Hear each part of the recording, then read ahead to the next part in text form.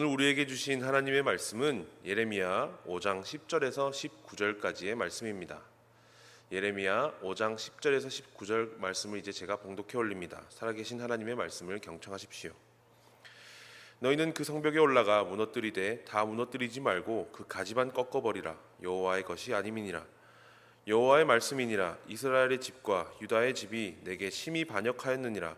그들이 여호와를 인정하지 아니하며 말하기를 여호와께서는 계시지 아니하니 재앙이 우리에게 임하지 아니할 것이요 우리가 칼과 기근을 보지 아니할 것이며 선지자들은 바람이라 말씀이 그들의 속에 있지 아니한즉 그같이 그들이 당하리라 하느니라.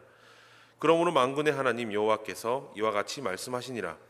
너희가 이 말을 하였은즉 볼지어다 내가 내 입에 있는 나의 말을 불이 되게 하고 이 백성을 나무가 되게 하여 불사르리라.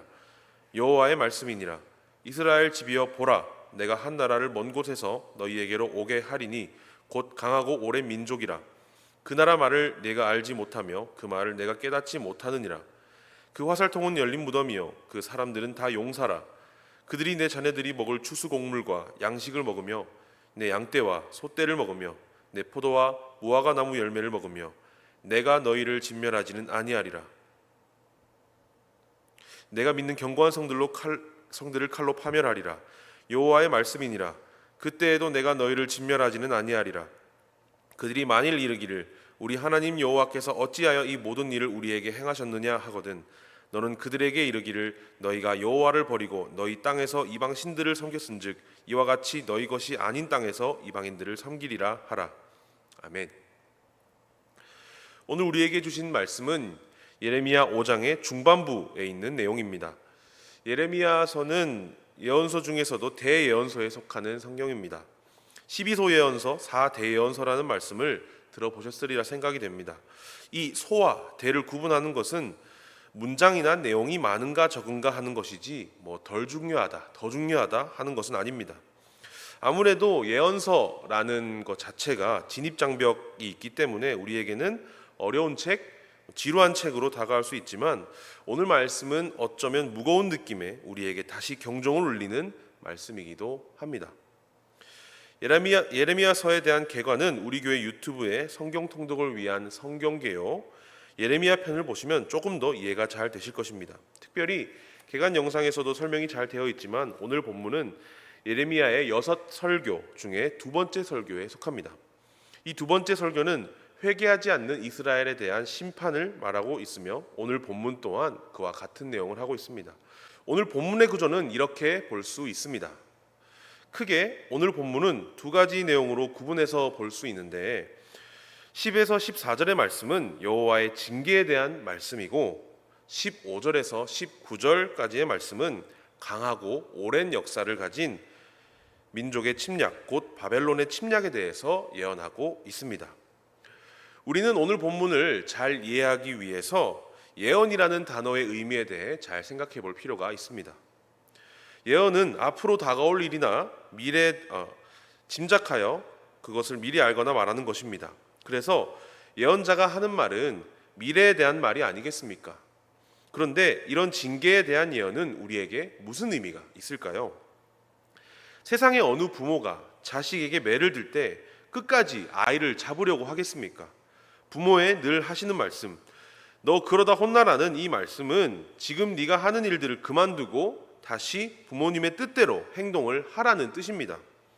부모가 너를 혼내는 것이 마음의 기쁨이니 이 기분 두고두고 쌓아뒀다가 한꺼번에 터뜨려야지 라고 하는 부모는 이 세상 어디에도 없을 것입니다.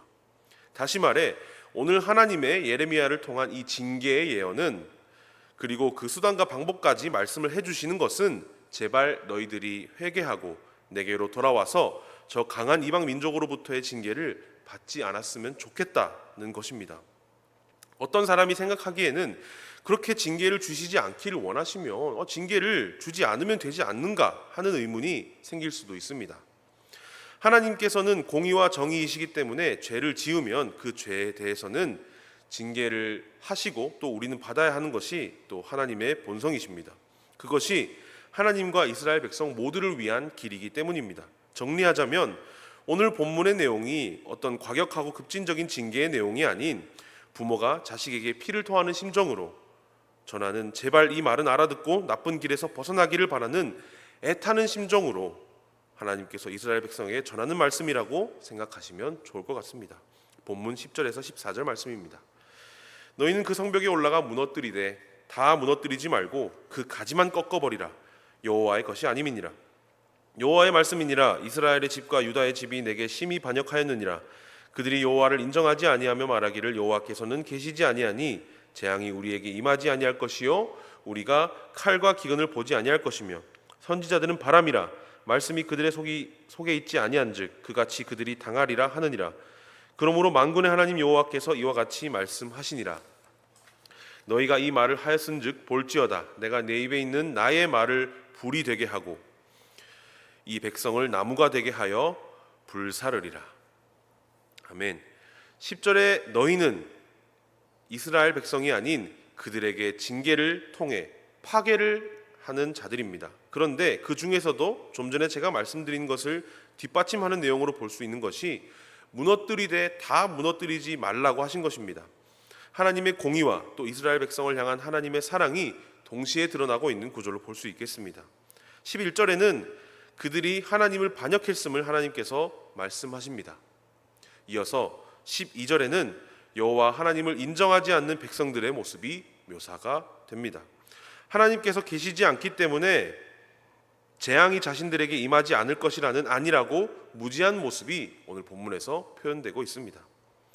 13절에는 선지자들은 바람이라 라고 말씀했습니다. 이 본문에서 바람이라는 단어는 중의적인 표현으로 쓰여지고 있습니다. 바람은 실체가 없는 것이지요. 우리 눈에 보이지 않습니다. 그래서 어떤 의미 없는 허무함을 나타내기도 합니다. 그런데 바람의 히브리어 단어인 루아흐는 영을 의미하기도 합니다. 예레미야는 당대 하나님의 심판과 구원의 메시지가 아닌 하나님의 구원만 외쳐대는 실체 없는 예언을 선포하는 예언자들에게 그들의 예언이 허무하고 그들의 영적인 상태가 공허하다는 말씀을 하고 있습니다. 그에 대한 근거로 그들 마음속에는 말씀이 없음을 짚어내시며 그들 또한 징계를 피해갈 수 없음을 하나님께서는 말씀하고 계십니다. 14절은 이어서 편협한 예언을 전하는 예언자들에게 그들이 말한 말의 무게를 하나님의 입에서 나오는 말이 불이 되어 그들에게 책임을 물으시겠다는 뜻입니다. 예언자들이 구원을 외친 말과 하나님의 징계의 말이 대조되면서 그 편협한 예언을 듣고 방탕하게 살았던 이스라엘 백성 또한 나무가 되게 하셔서 활활 탈 것이다 말씀하십니다. 그만큼 말의 위력이 대단한 것입니다. 하나님의 입에서 나오는 말씀이야 두말할 것도 없고 어떤 한 사람의 말로 인해 자신의 운명이 나무가 되어 불타게 될 수도 있는 길을 걸을 수도 있다는 것입니다.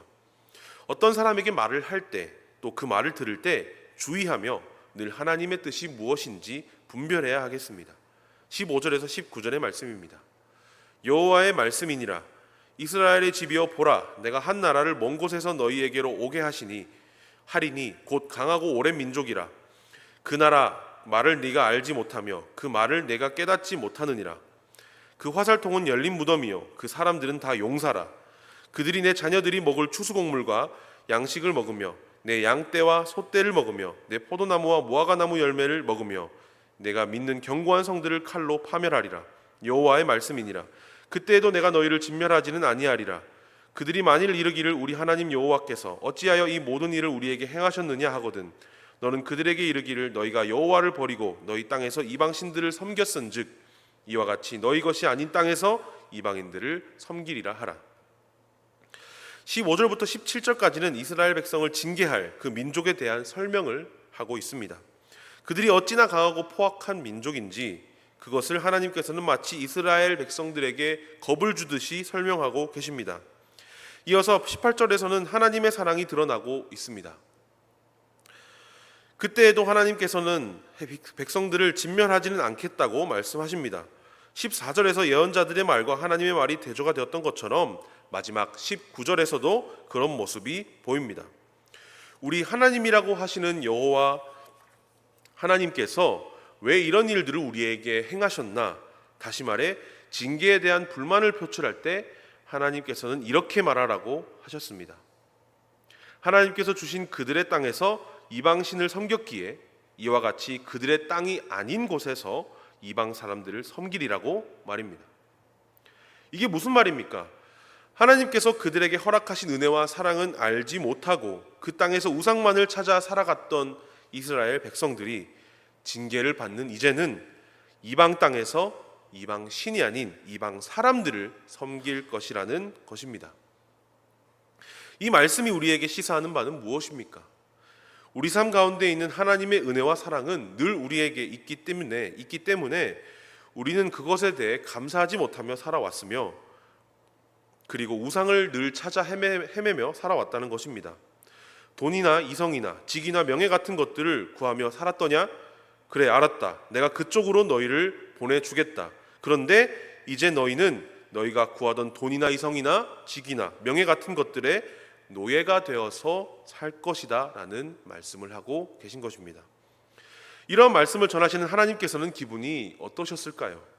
애타시는 마음이었을 것입니다. 제발 돌아와 주기를 바라는 마음으로 말씀을 하셨을 것입니다. 오늘 말씀을 들으시면서 우리가 섬겼던 이방 신들은 무엇인지, 우리가 노예로 묶여있던 우리의 우상들은 무엇인지 생각해 보시면서 우리를 늘 은혜와 사랑으로 신실하게 인도하셨던 하나님께 돌아가기로 다짐하는 우리들 될 수 있기를, 애타는 마음으로 우리에게 돌아오라고 외치시는 하나님의 음성을 들을 수 있는 우리가 될 수 있기를 주님의 이름으로 축복합니다. 기도하겠습니다. 사랑이 넘치시고 인자하심이 무궁하신 하나님, 이 시간 예레미야 선지자를 통해 이스라엘 백성에게 말씀하신 하나님의 징계 말씀에서 오늘도 사랑을 듣습니다. 우리에게 헛된 우상을 버리고 돌아오라고 말씀하시는 애타는 심정을 우리가 깨달아 알아서 우리 삶의 모든 우상들을 버리고 과감하게 주님께로 나아갈 수 있는 우리들 될 수 있도록 주님 인도하여 주시옵소서. 감사드리며 예수님의 이름으로 기도합니다. 아멘.